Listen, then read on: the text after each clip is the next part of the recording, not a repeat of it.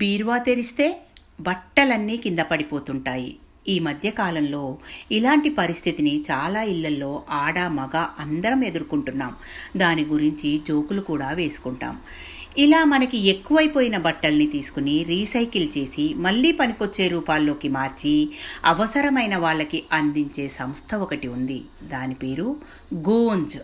ఇది హిందీ పదం. దీనికి అర్థం ప్రతిధ్వని, సబ్జెక్ట్ టు కరెక్షన్.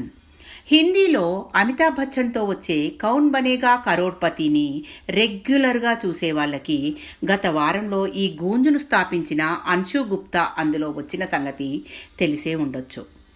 ఈ సంస్థని ఆయన 1999లో ఒక 6 ఏళ్ల పాప ఆయనకు కలిగించిన స్ఫూర్తితో మొదలుపెట్టారు. ఢిల్లీలో అనాథ శవాన్ని దహనం చేసి అలా వచ్చిన డబ్బుతో పొట్టపోసుకునే ఒక వ్యక్తి కూతురు ఆ అమ్మాయి. ఒంటి మీద సరైన దుస్తుల్లేని ఆ పాపని అక్కడ డిసెంబర్లో గడ్డ కట్టే చలిలో నిద్రపడుతుందా అని అడిగిన ప్రశ్నకు ఆ పాప శవాన్ని గట్టిగా పట్టుకుని నిద్రపోతాను అని జవాబు చెప్పిందట. దానికి చెలించిపోయిన అన్షు బాగా ఆలోచించి ఈ సంస్థని కేవలం 67 దుస్తులతో మొదలుపెట్టారు. ప్రస్తుతం ఇది ఏటా 3000 టన్నుల దుస్తులు సామాగ్రిని రీసైకిల్ చేస్తుంది. పాతబడిన ఎక్కువగా వాడని బట్టలు, ఇతర సామాగ్రి సేకరించి వాటిని డిసిన్ఫెక్ట్ చేసి అవసరమైన మార్పులు చేయించి అవసరమైన వాళ్ళకి అందిస్తున్నారు. మొదటగా ఢిల్లీలో మొదలుపెట్టి ప్రస్తుతం దేశంలో 22 రాష్ట్రాలకి విస్తరించారు. వరదలు, కరువులు, భూకంపాలు లాంటి వాటిలో మెటీరియల్ కూడా సేకరించి దాన్నే వనరుగా మార్చి బాగు చేసి ఉచితంగా పంచుతారు. దీనివల్ల చాలామందికి ఉపాధి కూడా దొరుకుతోంది. వాళ్ళు చేసిన పనికి బదులుగా సరిపడా దుస్తులు, ఆహారం ఇస్తారు. రీసైకిల్డ్ దుస్తులతో తయారు చేసిన శానిటరీ ప్యాడ్స్ని బయట ఎక్కువ డబ్బుతో కొనుక్కోలేని వాళ్ళకి ₹2కి ఒకటి చొప్పున అమ్ముతున్నారు. మొదటి 5 ఏళ్లలో ఇలా 4 మిలియన్ల ప్యాడ్స్ పంచారు. గత 18 ఏళ్లుగా గూంజు చేస్తున్న ఈ పనితో డబ్బు అవసరం లేని ప్యారలల్ ఎకానమీనే తయారైందంటే ఆశ్చర్యం లేదు. ఈ పనులకే 2015లో అన్షు గుప్తాకి రామన్ మెగసాసే అవార్డు కూడా వచ్చింది. వరల్డ్ ఎకనామిక్ ఫోరంకి సిస్టర్ ఆర్గనైజేషన్ అయిన స్క్వాచ్ ఫౌండేషన్ 2012లో బెస్ట్ సోషల్ ఎంటర్ప్రినర్ అవార్డు కూడా ఇచ్చింది.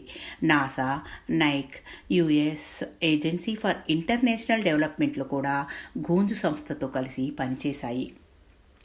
ఇంకా ఎన్నో సంస్థలు ఏవేవో పురస్కారాలు ఇచ్చాయి. అలాంటి గొప్ప పరోపకారం తప్ప ఇంకెలాంటి ఉద్దేశం లేని సంస్థని మొదలుపెట్టిన అన్షు, ఆయన కుటుంబం ఎంత మామూలుగా ఉన్నారో అని కౌన్ బనేగా కరోడ్పతి ప్రోగ్రాంకి వచ్చిన వాళ్ళని చూసిన అందరికీ అనిపించే ఉంటుంది.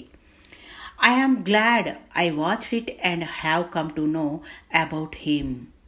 2009 నుంచి ప్రతి ఏటా మన దేశంలో అక్టోబర్ 2 నుంచి 8 దాకా జాయ్ ఆఫ్ గివింగ్ వీక్, తర్వాత దీని పేరు దానోత్సవ్గా మార్చారు.